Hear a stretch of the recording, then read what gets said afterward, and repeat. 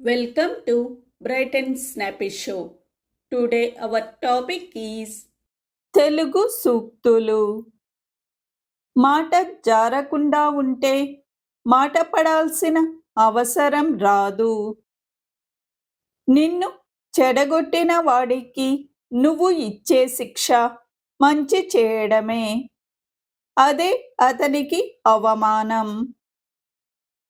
జీవితంలో విజయం సాధించాలి అంటే మంచి స్నేహితులే కాదు, శత్రువులు కూడా ఉండాలి. ఆపదలో 100 మాటలైనా ఓపికగా విను. అనాలి అనిపిస్తే విలువైన మాట ఒకటి అను. బరువైన బాధ్యతలు భుజాన మోస్తున్న వారు విలువైన మాటలు చెప్పగలరు. ఆకలి కడుపులోనే కాదు, ఆలోచనల్లో కూడా ఉంటే జీవితం విజయాలతో నిండిపోతుంది.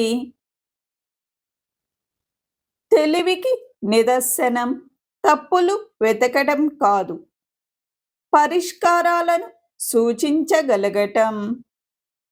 విలువలేని మనుషులకు విలువ ఇవ్వకు, విలువైన నీ విలువను కోల్పోకు. Thank you for watching.